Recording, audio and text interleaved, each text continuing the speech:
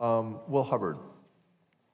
Thank you, Mr. Ranking Member. I'd like to provide our thanks to you personally. Nobody's been a stronger advocate for the 90-10 rule in defending it in Congress than you and your office, and so we appreciate that. It's an imperative element to make sure that veterans and their families are protected, so thank you for that. I just wanted to highlight that point. Unfortunately, the reality is scams infiltrate every part of veterans' benefits. Low-quality programs are absorbing an enormous amount of GI Bill funding while producing poor outcomes, and this is despite the repeated warning signs. Just to understand some of the scale, for example, 8 of the 10 largest post-9/11 GI Bill recipients from 2009 until 2017 accounted for 20% of all GI Bill payments, totaling $34.7 billion. 7 of those 10 schools had a high volume of student complaints and faced state and federal law enforcement actions, so we know there's issues. Many even showed completion rates under 28%. Think about that. 3/4 of them, roughly, were not even finishing the program that they signed up for. Yet $34 billion is being pumped into these bad programs. Education fraud targeting veterans follows a repeatable, well-documented playbook once GI Bill access is granted. That's an imperative point. I'll come back to that. There are a number of schools that I'd like to highlight, for example, that have accounted for hundreds of millions of dollars of enforcement actions, including Retail Ready, Fast Train, the California Technical Academy, and still on the books, American Intercontinental University and Colorado Technical University. We know these are bad programs, and yet VA continues to pour money into their programs. Just to give you a personal angle on this, I want to share some quotes from 2 veterans in particular. One California veteran who attended the University of Phoenix said, they enrolled and finished their degree from University of Phoenix. No jobs seemed to even consider this degree. I was told it was an accredited school. No mention of internships while I was going to school, no assistance with job placement or contact from anyone after the degree. It seems like you're kicked to the curb as soon as you're done. And another, Jenica King, an Army veteran, shared, I used my GI Bill to attend Ashford University.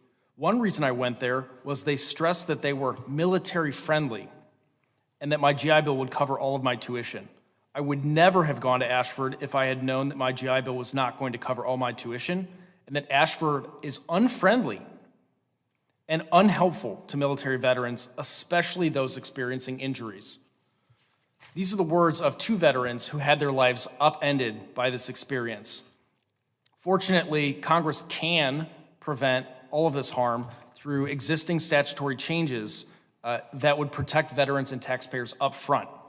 For example, at minimum, require basic quality standards, including first and foremost, simple outcomes. Look at the outcomes. That should tell you everything you need to know. Second, establish an automatic process to restore GI Bill entitlement when fraud is confirmed and give people a second chance to go back and do what they intended to do the first time. And finally, add a risk index, timely caution flags, and full complaint histories to the GI Bill comparison tool so that people don't have to experience this to begin with. That's how you preempt that harm.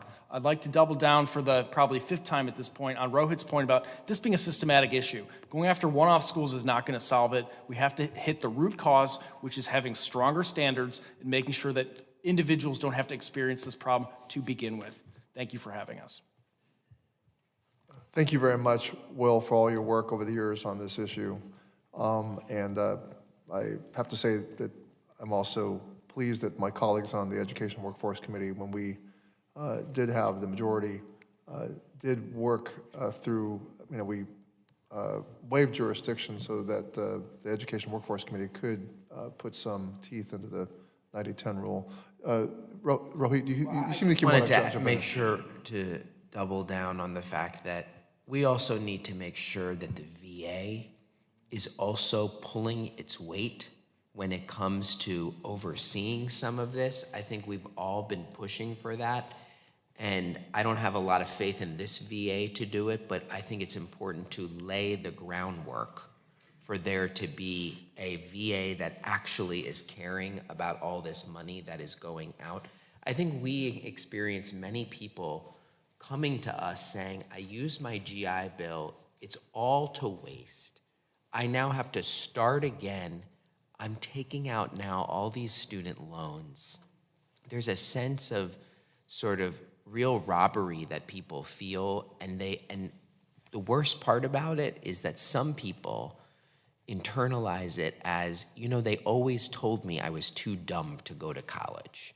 And I think that is something that, I don't know how to put a price on shattering someone in that way, but when we turn a blind eye to some obvious exploitation of public funds, and the Office of the Inspector General also needs to be doing more to see whether these schools are being policed as well. Dr. Conaway? So when this loss of entitlement situation occurs, Mr. Hubbard, what does the veteran need to do, or what can't the veteran do that he should be able to do or she should be able to do when these situations occur? Does there have to have been because I'm thinking the schools will say, well, we didn't defraud you, we didn't do this, and they are able to escape, justice, quite frankly, escape with having done wrong to the veteran. How do we help vindicate what they have, their losses, when they get into these programs that simply don't provide? It is fraud, certainly. It's certainly a consumer fraud. If you say you're going to do something and not do it, that's treble damages. There's money there for a lawyer to take on and get some redemption for what's been lost to the veteran. So can you comment on that process and how we can help restore these veterans who've lost so much? Yeah, thank you for the question. It's an imperative one. There are two elements to this. There's the post facto market-based outcomes testing that can be done. So seeing if people are getting jobs. If the answer to that is no, well, obviously it's not a valuable degree. We've seen that in a number of cases. And then on the front end, to ideally prevent that from happening to begin with, there would be minimum standards to ensure that people don't end up in that situation to begin with. For example, requiring professors or teachers to have some qualification in their field. That seems pretty common sense. That's not required for VA programs at this point. You can pull a person off the street to teach any given course, and there is absolutely no requirement. Or, for example, requiring that the school is not going to financially collapse the next day.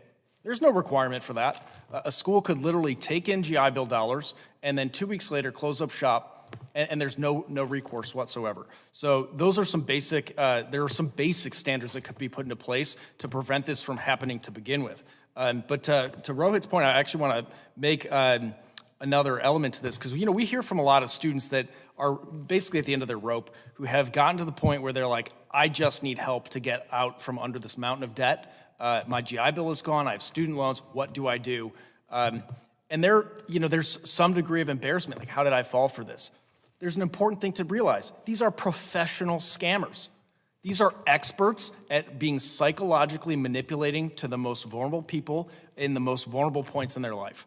So there's no shame in anybody who's been scammed out of this, and that's an important element to realize, and really encourage people to come forward so we can stamp this out. So Wildo, how do you want administrative reinstatement to work? There are processes at VA right now that somebody could get their GI Bill back under very limited circumstances. For example, school closure scenarios. So there's already vehicles in place to do that, but it does not allow for anybody who's been scammed to apply for that. So if there was authority provided to someone who was outright defrauded, for example, if a court of competent jurisdiction determined that an individual was defrauded, they should be able to get their GI Bill back. Right now, there's no authority that exists to that end. Yeah, Dr. Conway, under Title IV of the Higher Education Act, there is a specific statutory language that allows the beneficiary of a federal student loan to assert as a defense. And I think they can get their eligibility for Pell Grants back, but I don't think it's called borrower's defense, right? Yeah. Borrower's defense, but it does not apply to GI Bill recipients. That's a real shame. I just wanted to say that I came to Congress outraged right after the Great Recession to see billboards in my district, my congressional district, which are $10,000 a month at least, The only ones who could afford to put those up were the for-profit, low-quality institutions. And the commercials that were running on television at the time were targeted at single moms, people, low-income folks, people who had lost their jobs. And then when I discovered that there was a connection to veterans, that veterans had a particular target because of the 90-10 rule, the target was that veterans benefits, the GI Bill was not counted as part of the federal. So 90-10 says that a school has to demonstrate that at least 10% of its revenue does not come from the federal government. So veterans benefits were not counted toward that 10%. So it perversely incentivized these scammers to actually target veterans because they could take all that veterans' money, a considerable amount of money, was it $20,000 a year at least, as revenue, but not have it counted as that 10%. That was the importance of the 90-10 rule. And it fired me up for my first few years in Congress. We were able to get that addressed, I'm happy to say, but we should have restitution available to veterans who have been, as you said, sophisticatedly manipulated and have those.